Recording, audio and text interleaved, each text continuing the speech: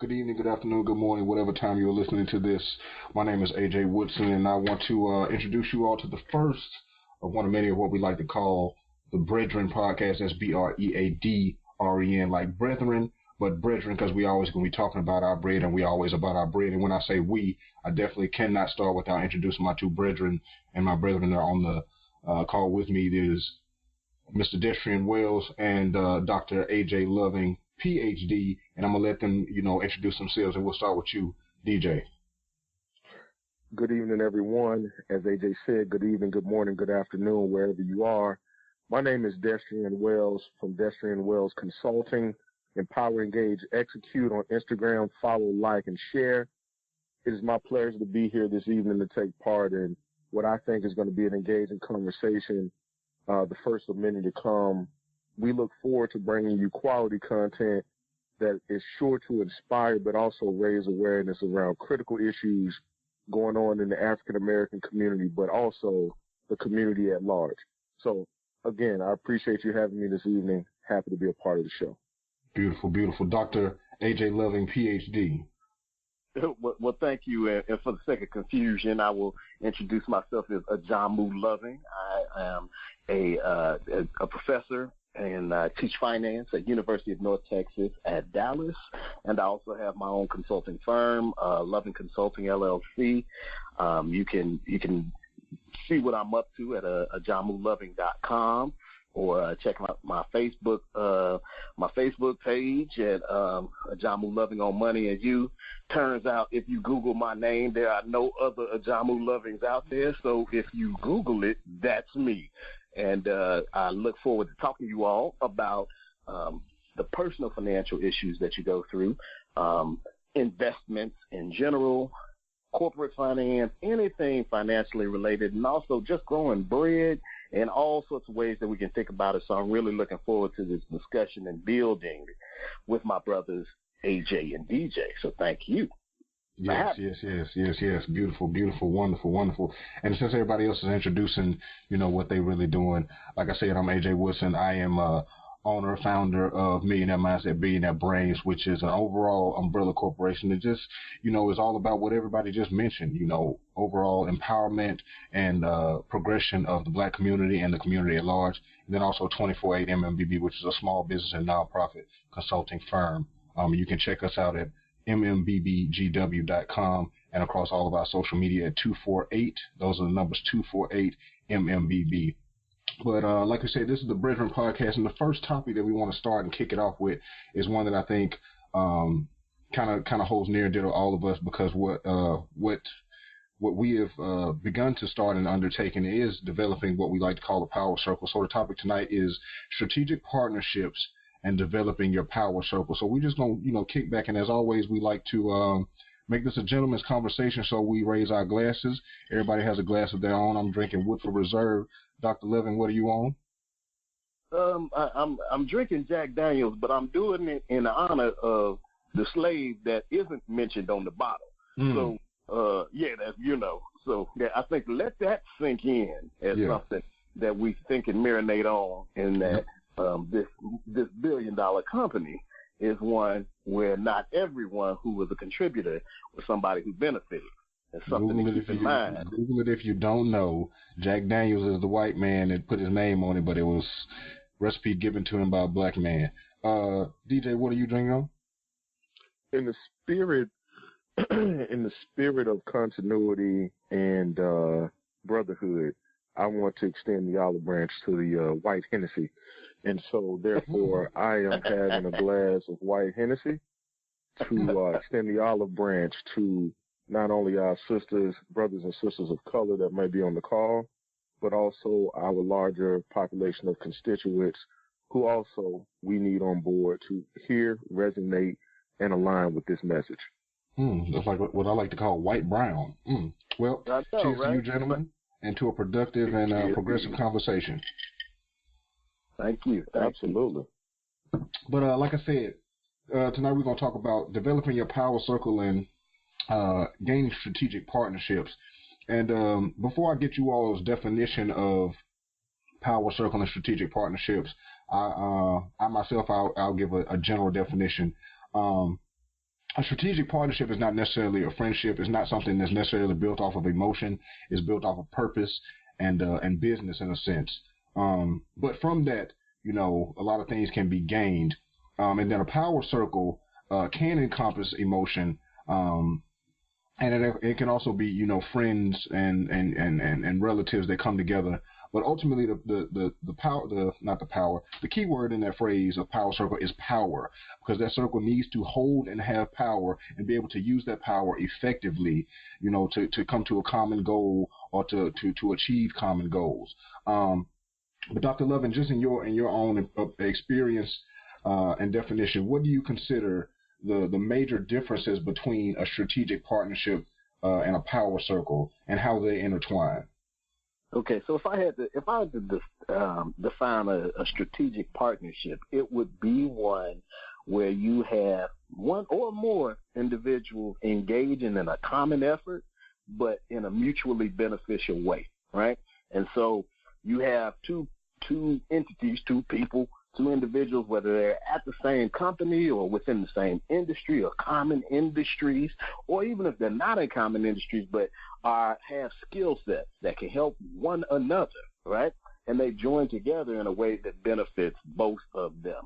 That is why you put yourself into strategic partnerships, and that's how they work. When I think about a power circle, that's a little bit more all-encompassing, right? Now, with a power circle, just as you said, it could be emotional. I just started looking into this book, Cry Like a Man. This martial artist gentleman out of Mr. Wilson, I think his last name is, out of Detroit, and he talks about using it, effectively channeling the energy from our emotions. Right now, that might not be something that is directly related to making more money and making your company more profitable, but man, it's something that's needed, that's out there, that can have a powerful impact on your life. You know, there are people who can bring energy to you in ways that are very powerful. That are just sometimes speaking a kind or encouraging word. They can be a part of your overall power circle. And so I think, in some ways, knowing your power circle is about knowing who to keep out or to ignore the energy or deflect the energy of. But when you're talking about formalizing things, I think it's bringing in people around you, even if it's not 50-50, or you're giving to them and they're giving to you. Sometimes it's just, hey, we are all coming around to help this individual in one way. Sometimes it's intentional, sometimes it's not. But these are all folks that can have a positive impact on you, and you get to shape your own power circle. You know, so that's how I would look at those two particular phenomena, a little bit different than one another. Most definitely. DJ, in your personal experience and opinion, what do you see as the major differences between a power circle and a strategic partnership, and the similarities between the two? Definitely happy to address that. First and foremost, I want all the listeners to understand and know that both of you are part of both strategic partnerships for me, as well as my power circle. So I don't want the listeners to think that those things can't overlap, but you have to definitely be certain that you evaluate who you're including on both and be clear on the reasons why. And here's the piece to that. I traveled around the country with Dr. Loving professionally, and we've been doing so for about 2 years. In those 2 years, we've become great friends, and I would consider, and Dr. Loving knows, that he's a part of my power circle. The way I define my power circle is my personal board of directors. These are the people that I go to when I need to bounce ideas off, when I need to have buy-in. These people are able to check in and check me on the things that I'm doing, whether it be right or wrong. And effectively, I am able to make better decisions both professionally and personally based on that. The value in that is immeasurable, because what it allows you to accomplish is economies of scale in both your professional and personal life. You're surrounding yourself with a diverse group of individuals, that be thought, gender, ethnicity, or expertise. And what happens when you do that, you increase your productivity because you are pulling in the collective genius of the group as opposed to thinking in a vacuum and making a singular decision. I would also say that for folks that are, and this is for the married folks that are out there, if your companion, your spouse, or a significant other, whatever you term it, is not a part of your power circle, you need to reevaluate that. The reason being is that person is one of the key instruments in terms of buy-in. They need to be there on the ground floor as your vision is coming to fruition, because one of the things that I see most is a lack of buy-in at a later level, and there's no understanding about the sacrifice or the gender roles or the lack thereof that might be in play once these things come to fruition. So power circle is very important. As Dr. Loving indicated, those relationships typically allow for a bit of emotion and a bit of, I would say, a deeper personal connection to be there and influence your decision-making process. But it still has to be built on honesty and trust. So that's how I look at my power circle, right? And then if you move beyond that, when you start talking about a strategic partnership, Dr. Loving hit it on the head. You're talking about something that is mutually beneficial. When we go into the workforce, specifically in the corporate arena, one of the key differentiators of people who have emotional intelligence, let me back up, employees and employers who have emotional intelligence. We're not looking for friends. We're looking for partnership. And if they're not strategic, they're not smart, okay? So strategic partnerships allow you to remove emotion from the situation and give the best candidate or best person an opportunity to move forward and succeed. The reason why these are important is because as we look to grow our presence from a social demographic, whether that be, we have the we movement for women, we have, cultural diverse individuals who may be in the workforce. My specific industry, financial services, we're looking at an industry that is over 90% white male dominant. That is an issue that has to be addressed. As the face of the client changes, so does the demographic of the workforce need to change to address it. So when you take a look at that, strategic partnerships are extremely important because you need buy-in from the very people that you may be attacking or criticizing and you don't want to work with. But a lot of those people can affect change and positively affect it.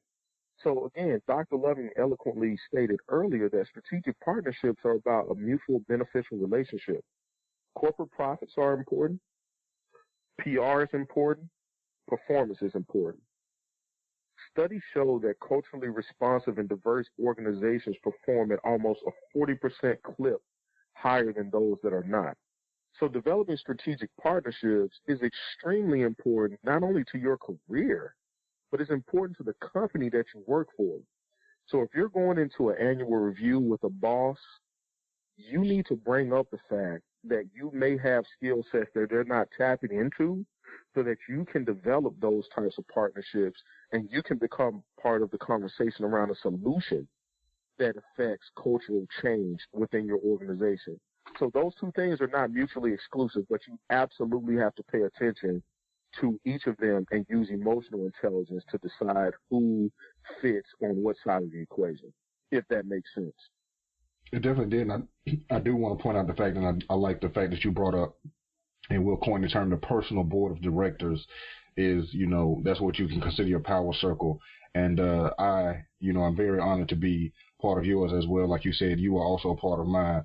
But I want to bring up a quote that a lot of us are probably already familiar with, but, everybody may not. It was a quote from Huey P. Newton that said, to us, power is, first of all, the ability to define phenomena, and secondly, the ability to make these phenomena act in a desired manner. And I'll say it again and get you all's opinion on what that actually means to you. To us, power is, first of all, the ability to define phenomena, and secondly, the ability to make these phenomena act in a desired manner. And like I said, that's a quote from Huey P. Newton. Now, all three of us being, black males and being educated, we know where he was when he said this and in the context from which he said it. But we can take that phrase itself, that quote itself, and apply it to so much more. So, for the sake of conversation, and our topic, especially focusing in on the power circle part, and what we're gearing to is teaching people and telling people how to effectively develop their own power circle, and what steps that we've taken and what steps that they can take to develop a true power circle. But let's take that quote and put it into context as far as this power circle. And Dr. Lovin, we'll start with you. How can we apply that quote to developing a power circle? Yeah. Now, the defining phenomenon part is important, right? It's central to the entire idea of power, which means within yourself, you need to have a plan, an expression of what it is that you want to have happen in some way or another, right? And you need to start to think about it and crystallize that plan in your mind, that thing that you want, that wish, that hope, right? And then what do? Well, we take it and then we start to make it into a goal. What's the process of taking a wish or a hope, making it into a goal? Well, first we need to set a timeline, right? In terms of when we want to reach it. We need to have very definite understanding of all the attributes of it, right? And then we need to quantify it. We need to know how much it costs, how much energy it's going to take, how many hours it's going to take, what it's going to take to get us there. And then in terms of the expression of power, it's the ability to move from where you are to that new, now crystallized goal that we have out there, right? And taking those concrete steps to do so without, well, I like to say without impediments, but the fact is there will always be impediments. And for individuals engaging in the corporate world from a African American perspective as black folk, there will be impediments. But having the ability and having the right types of strategic partnerships and the right type of power circle with the necessary ingredients to help you pass those impediments to move closer and closer to your goal, right? And so when Huey said that, he was right. People throw a lot of negative things out there about the Panthers because some of the other ancillary things that may have happened around them. But in terms of the goals of being able to direct oneself, being able to sustain oneself, being able to push forward and make a better life for yourself and for your families, man, that's what everybody wants. That's what every organism wants, right? And so when you get right down to it, the expression of that, the expression of power is something that is that is a part of life, and definitely a part of life as a human being. And so to the extent that we can start to put together the things that are going to make us successful, right?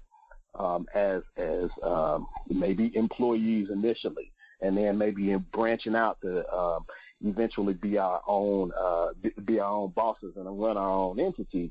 It's about number one, understanding what it is that we want to accomplish, and then number two, starting to fill our toolbox with the skill sets that we're going to need, and fill our board of directors seats with the individuals who have those perspectives and other skill sets that are going to be helpful to us along the way. And so, yeah, that's a great quote, man. I like that one, AJ. I really do. Okay. But yeah, like you said, and DJ, I'm gonna pose a slightly different question to you. But in terms of the power to progress, we'll phrase it in that form: the power to progress. Because the second part of that quote is, he said, first off, power is the ability to define phenomena. So the first thing, Dr. Lovin, you touched on that, is defining what you want that phenomena to be, in the form of a wish and a hope. And, that's you defining the phenomena that you want to help, because in layman's terms, everybody thinks of phenomena as this grand, magical, fantastical thing that happens where, if we're talking phenomena, is, you saw the sky open up and light shine down. That's a phenomena. But in this form, we can define phenomena as just simply saying, I want to make a certain amount of money, or I want a certain standard of life, and then you defined it. That's the phenomena that you want to happen, because phenomena is change. Phenomena is an occurrence. So that's, once you define what you want to occur, then you can go to the second part, which is the ability to make the phenomena act in a desired manner, which is the power to progress and the power to, make your phenomena come true. And that's the question, and what I want to pose to you, DJ, is, what are the steps that you really take once you have defined your phenomena? How do you make it act in a desired manner? I think that's a fantastic question, right? So one of the things that I think we have to do to properly answer this question, let's bridge the gap from Ajamu to me. So Ajamu talked a lot about power, and he talked about Huey. He spoke again very eloquently about the things that need to happen to understand the concept and the theory. I think what I'll try to provide is now the practice. So in theory and practice. So the professor and the applicator, so to speak. When I take a step back and I think about what you asked Ajamu, because I think it's very important. One of the things that we have to understand when we talk about power is that there's a very key ancillary word that comes with it. There are a lot of people that have a lot of power, but they don't have any influence. So influence is a key indicator of who you should be taking your cues from. Because the same way people vote with their feet, they vote with their money, they vote with their action, influence dictates that. So I personally don't have to be in control, but I can have more influence than the leader. And it's becoming upon the leader to interact with me, because he or she may know that I have a high level of influence. While they have the power, I have the influence to move the people. You see, power is not always well received, so it's important how you distribute it. So if I rule with an iron fist, I can create an environment where people don't follow me. An influencer is a person who may not have the title that the person that has the power does, but the influencer can get you to do the things that the leader or the person in power wants you to do. You see that a lot in politics. President wields a lot of power. The majority or minority whip gets the votes that passes through the Senate or the House that allows these bills or what have you to come before Congress and ultimately get voted on. So let's think about things in those contexts, specifically when we're talking about how we set up our power circle, how we distribute and use power, but I like to add the word influence into it. So specifically to address the question that you asked me, here are the action steps that I have personally taken in my career. Number one, you need to define yourself, okay? All too often, when you walk into a corporation, be it large or small, you're defined by your role or your title. You need to get outside of that. If you're defined by your role or your title, you're no more than what someone wrote on a sheet of paper. The value that you bring is what you provide outside of that. The job description is what it is. What you do beyond that is the value that you bring. That is the enhanced or the increased value that you add to the situation, the role, the job, whatever you want to call it, right? So number one, you need to define that for yourself. The second thing is this. While your manager is responsible for managing you, you are also jointly responsible for managing your manager. We fail 80% of the time at this job. You have to manage your manager. Most of our managers have multiple employees that they're dealing with. They have their own demands. They have their own boss. If you don't manage your manager, you can't properly influence their decision-making process. They need to understand how you think, but more importantly, you need to understand how they think. And you need to create convenience for them. Creating convenience is priceless.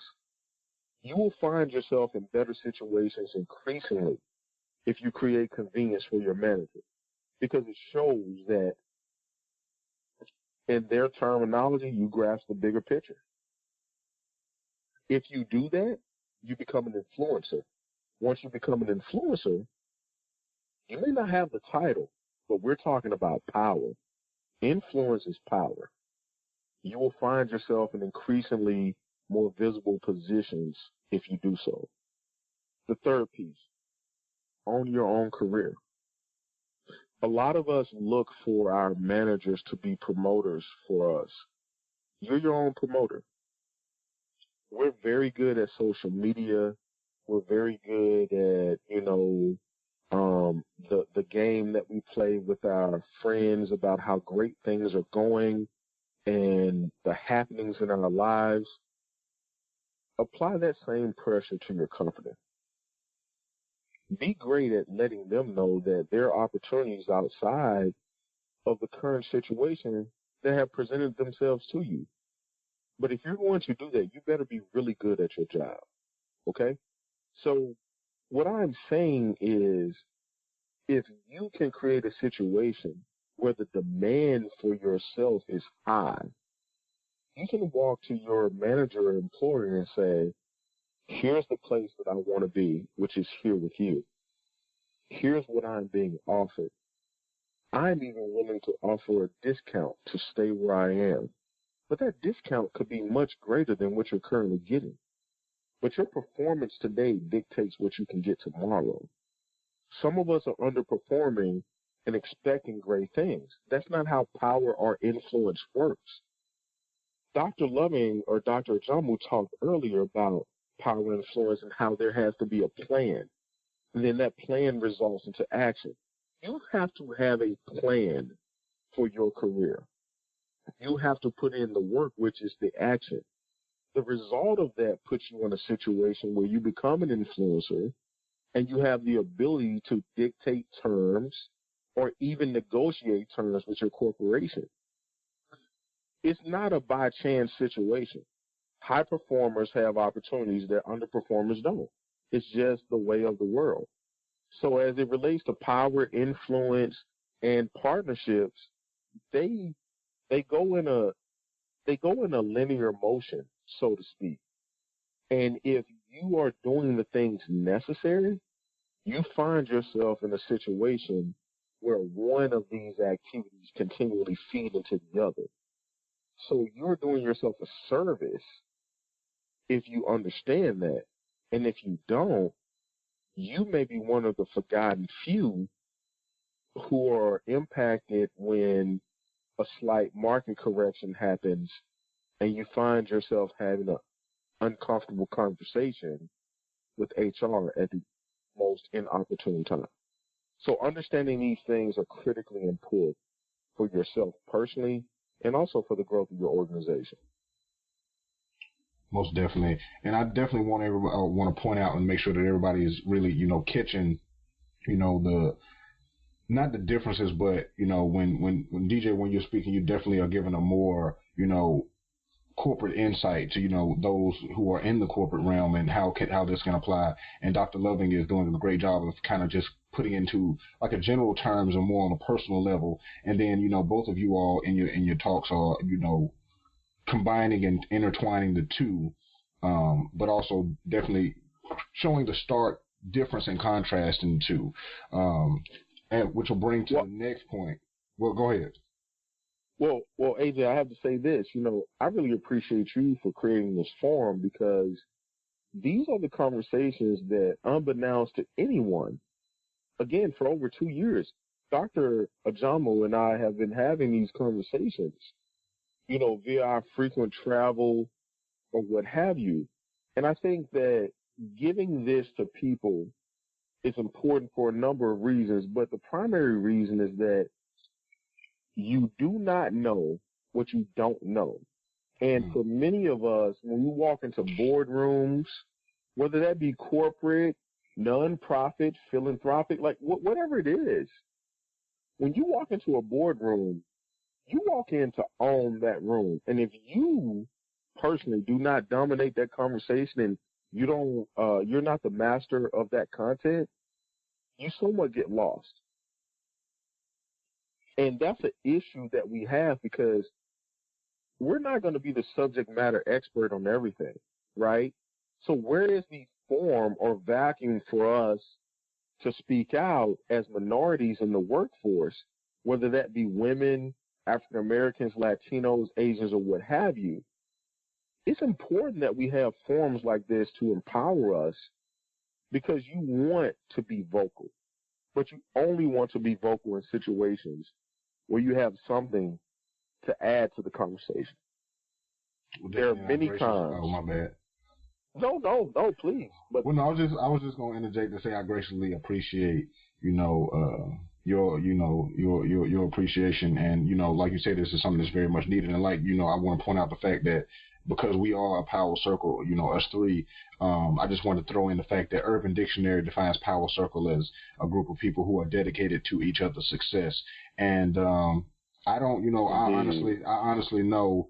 And I'll give a little backstory shortly, but I definitely want you to finish your thought. But I just want to raise a cheers to both of you guys, for allowing me into both of y'all's power circle, and then vice versa for being a part of mine. So welcome to my board of directors. And what I'm saying, I just appreciate you all being a part of this journey with me. So cheers to you. No, absolutely, being a part of it. Yeah. Absolutely, I echo the comments of Dr. Jamu. And I would absolutely yield my time to you because I think I know where you're going with this, and I think it would be a perfect way to round out the conversation around Huey, around partnerships, as well as the personal board of directors. So I yield all the time that you've given to me to you related to this topic. So please enlighten our listeners. Well, definitely, in terms of having a power circle and creating strategic partnerships within that circle, I'll give a little backstory as to this power circle that we have created here between us three. DJ and I went to college together. We're both from Alabama, so we have a lot in common. And we graduated together, not at the same time, but we graduated from the same school, the illustrious Tuskegee University. Both found our wives there. We don't live too far from each other. By the way, we are all telecommuting when it comes to doing this great work together. But we live not far, so we often partake and salutate together. But I have never met Dr. Loving personally in person yet. It will soon to come. But just to give a backstory on this power circle is, like DJ said, I'm a part of his and he's a part of mine. And I've created a strategic partnership with Dr. Loving through DJ, and through that we have now created a power circle that all three of us are a part of. And it just goes to show the connection and the strength of the power circle to be able to create strategic partnerships within that and outside of that, and then also to basically take one, turn it into the other, and take it and turn it into the other. Because I have a power circle where DJ was a part. DJ had a power circle there in a strategic partnership with Dr. Loving. I was introduced to Dr. Loving through that and vice versa, to which we created a strategic partnership. And then from that, we have now created an extended power circle. So, I just wanted to point that out so that nobody has to think that you can't change a strategic partnership into a power circle, that you can't turn a power circle into a strategic partnership and vice versa in that manner. It is very possible, and it's very doable, and it's very beneficial that you create strategic partnerships first within your friendships, as such, because everybody has friends they want to do things with. But the thing that everybody has to learn is everybody knows and grows at a different level. So if you have people that are not on your level or above your level that you're mingling with and creating partnerships, strategic partnerships with, and demanding power together and defining phenomena together, then it's not possible. But if you are doing those things with these type of people, it is very doable and very powerful once it's done. It's very powerful once it's done, and it's very doable. So I just wanted to definitely point that out because, like I said, the Urban Dictionary, and as Black people, we definitely always got to show love to the Urban Dictionary, is define power circle as people that are dedicated to each other's success. And I dare anyone to try to, disregard the fact that I do have both of you all's success in my best interest and vice versa. I know that for a fact that nobody else can change my mind.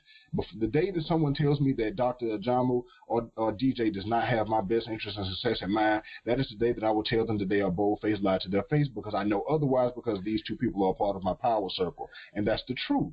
And that's the thing that people have to understand. Trust is is overused in a sense, because people don't understand. Like, a lot of people are, I don't trust you far as I can see you. And the fact of the matter is, like I said, Dr. Lovin and I have never met in person, but we have a strategic partnership to where we trust each other, and we have not physically met. And it is possible. But there are people that you see every single day of your life, and you cannot trust them, and you don't know why. But the reason why we trust each other is because we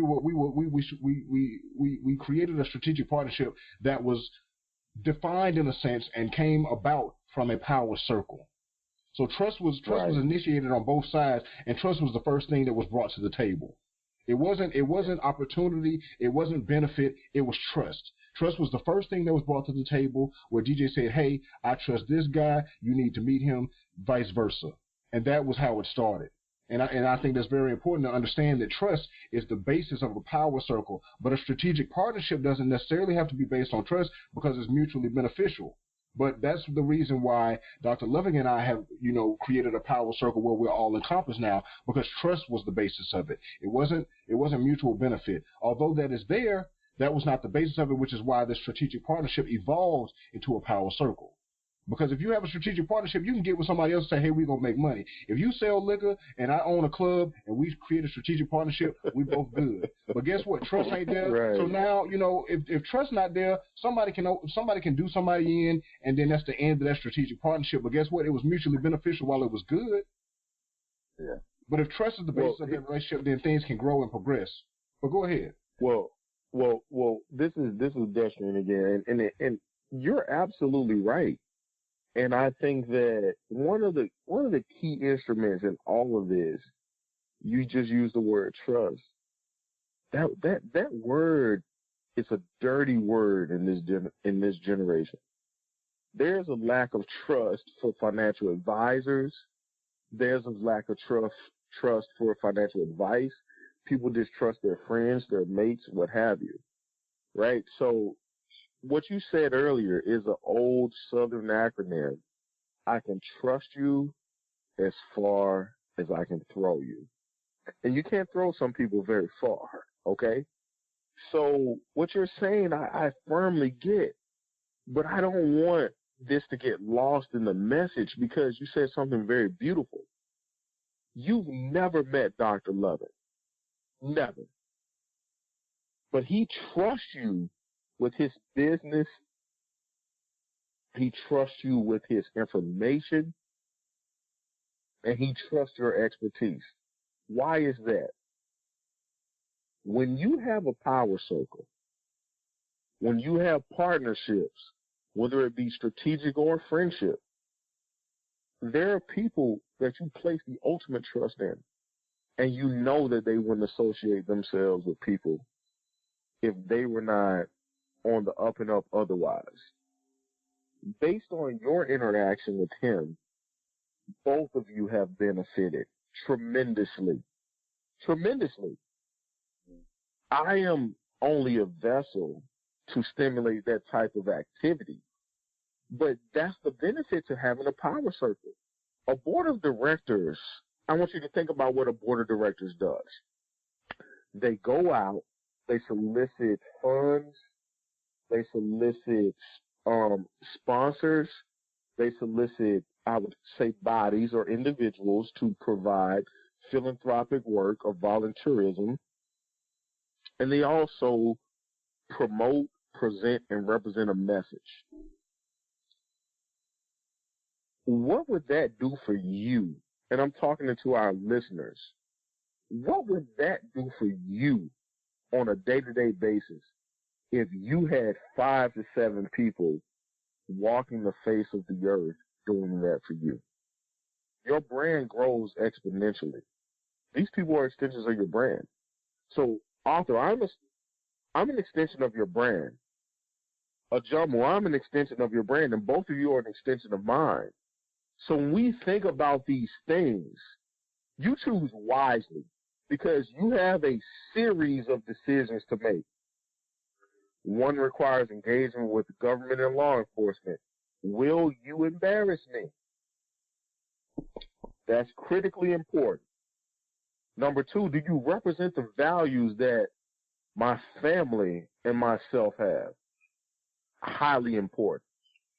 Number three, from a corporate perspective, do you represent the values that my corporation that I may be employed by represent, and will you adhere to them? Because I think we all can agree, the more checks we cash, the better off we'll be. I think we can agree to that. Now, the next thing is this. From a social perspective, do we align on major issues? Because this is a place where communication breaks down often. Do we align on social issues? Can we agree to disagree if we don't? And finally, we go back to the trust factor. Can I trust you? One of the biggest impediments to success is success. As opportunities grow, success grows, you find yourself in a situation where people want to take advantage of opportunities. Taking advantage of opportunities sometimes means taking advantage of people who have come there with you. I can provide several examples right now, and Dr. Loving knows this. Dr. Jamu Loving knows this. He knows unequivocally that he will not be taken advantage of by anyone that comes into my presence, because I am not only his strategic partner, we're also friends. And see, I don't do friends, I do family. My friends are my family. And if I wouldn't do it to my family, I absolutely am not going to do it to my friend. So we have crossed the cross-section of the strategic partnership and the life. So we are at an impasse where he is a part of my family now. If you call me and you mean him ill, you mean the same to me. We have to get to a point where relationships look more like that than benefiting from the demise of someone else. There's enough money to make. It's just a matter of how you want to make it. And I think he can continue to speak on that to another extent as well. Yeah.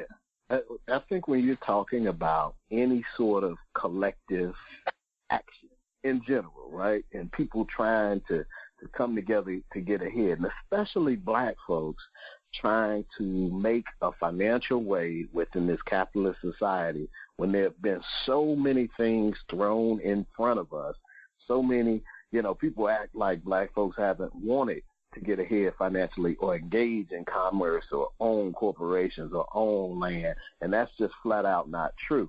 All of our positive endeavors when it came to these things, especially among our most successful black people in history, were met with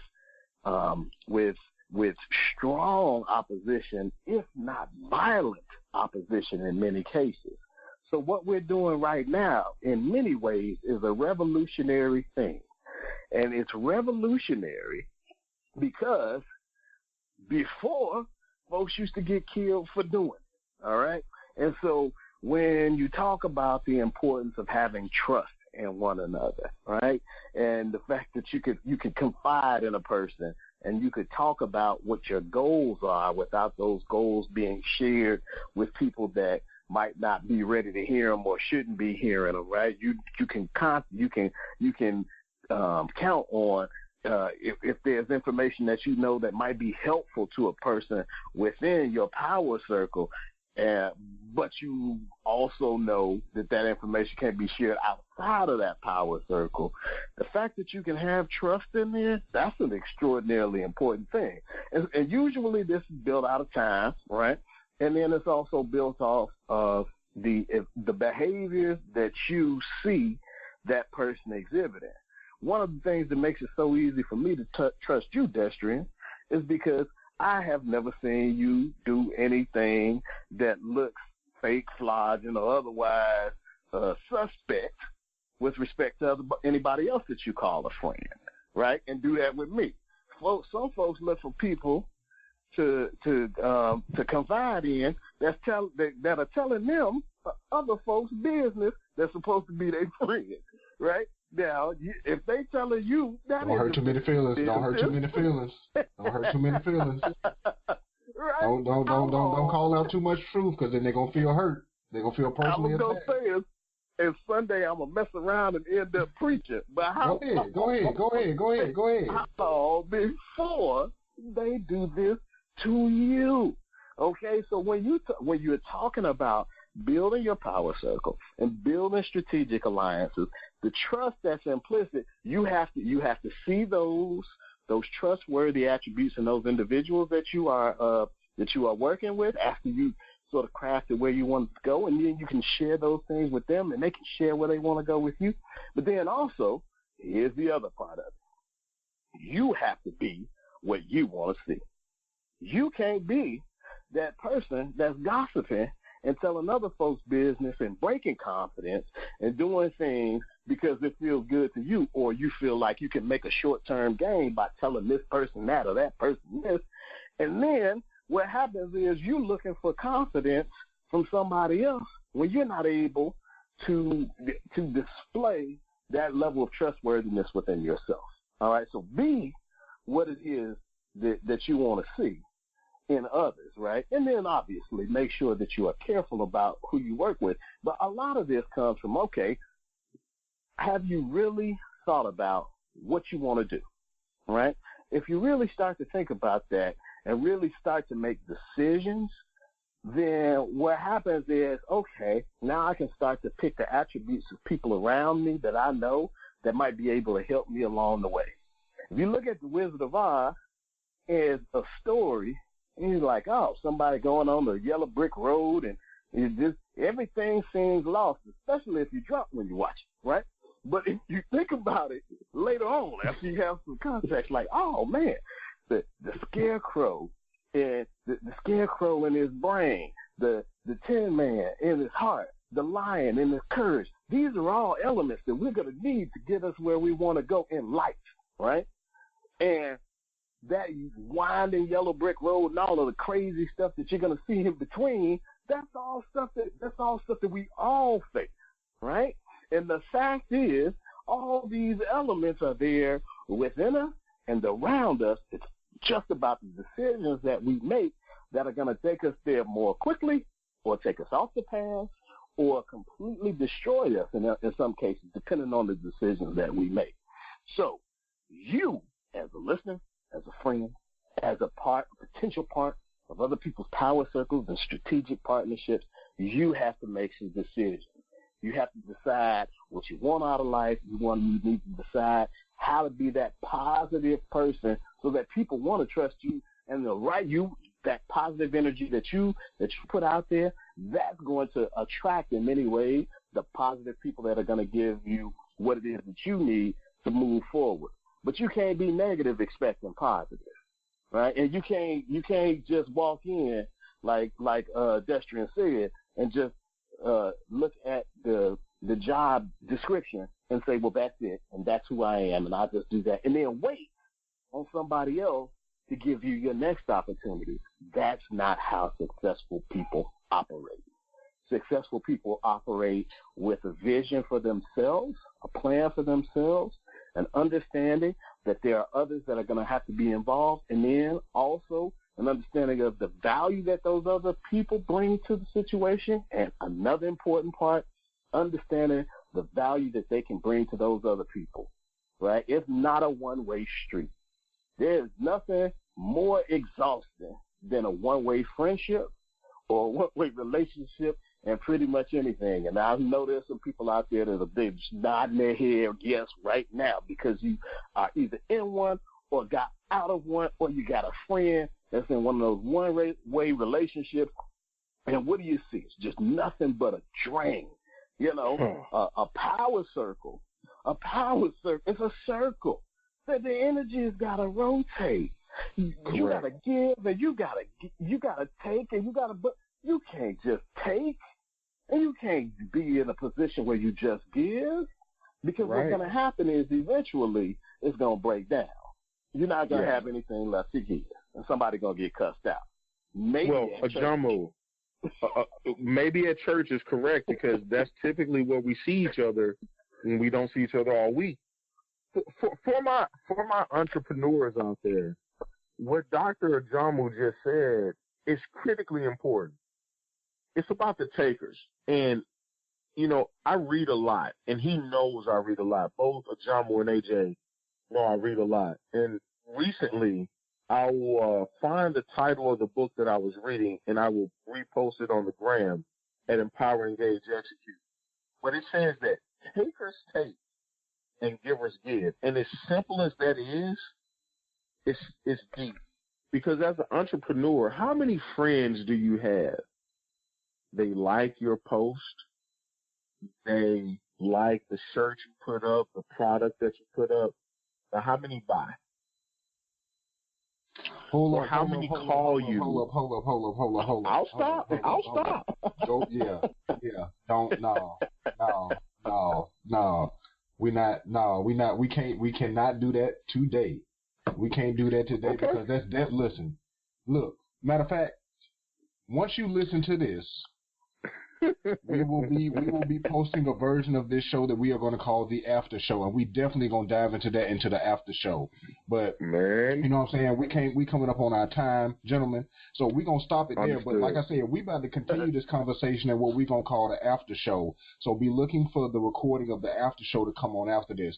But we're going to close this one on out because I definitely want to, leave some thoughts to pose into all of you all's question. Are you yielding to trust? Are you a part of a closed circuit? Have you created an alliance of accountability? And have you understood that your true enemy is your enemy? That's something I grabbed from church today. I just want to preach a little bit like my brethren. They throw out some things out there. I just want to throw out some things. Come on. And I also want to quote the great J. Cole. Would you rather be underrated or unemployed? But like I said, this has been the first episode of the BREADren podcast. That's BREADren, BREADren, like brethren, but bread, because that's what we're talking about and that's what we're all about. A look at life and business through an unfiltered lens. I am AJ Woodson. My brothers DJ Wells and Dr. Ajamu Loving, PhD, have joined me as well. And like we said, you can follow us across all our social media. Dr. Loving, go ahead and shout yourself out. Anything you got to say to close us out? All I want is for you all to gain something from this. Keep listening. Then AjamuLoving.com is where you can seek my insights and read my blog and see my videos. And I look forward to all that we have going forward. Bless. DJ. Well, before I even start, I have to say this because Dr. Loving has one of the most eloquent phrases to close anything that I've ever heard. And it is, for the folks that are listening, people are more important than things. And I want everyone out there to remember that. You will hear that repeatedly. People are more important than things. Cultivate the relationship, folks. Get out there, cultivate the relationships, put the phone down, reconnect, re-engage. As for myself, it's simple for me. You know how I am, AJ. Both the AJs know. Strive for excellence is the motto. Empower, engage, execute is the mantra. You have to give people the information to act on. You have to engage them to make sure they understand it, and then it's up to you to execute. So I live a life of business building, okay? Empowerment, engagement, and execution. But I have also adopted that people are more important than things. And that's the most important piece of this all. Hashtag people over things. You can follow that hashtag on Instagram, Facebook, Twitter, everywhere, because Dr. Loving is very adamant about that. And as for me, you can find me on mmbbgw.com, and you will also find links to all of our links. We're affiliated. We're a power circle. We're a strategic partnership. We are an alliance of accountability, truly and utterly. And if you want to reach out to us and you got some topics that you want to come on, we definitely, going to expand this show at a very rapid rate and a very rapid pace. We got a lot of things in store. But we definitely just want this to be a forum to just be real and unabashed about, this business life and just life in general, because we're not just going to talk about business. We do have corporate backgrounds.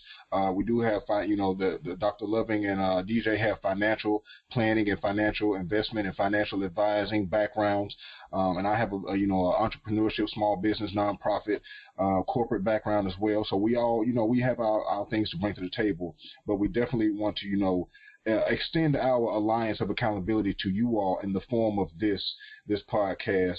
And, we don't want to consider ourselves success veterans yet, but that's the goals that we're striving to. And we want to invite you on that journey and definitely, whatever we can drop down, we're hoping you can pick it up. And, that's going to about do it for us here for this first episode. So we thank you all, and just be on the lookout. Check all of us on our social media and our various websites to listen to this. Share it, because it's good. You share everything else. You share, the bull, the bad, and what have you. So share this because it can enlighten and the Kardashian. Yeah, all of that. But like I said, we're gonna continue this conversation in the after show.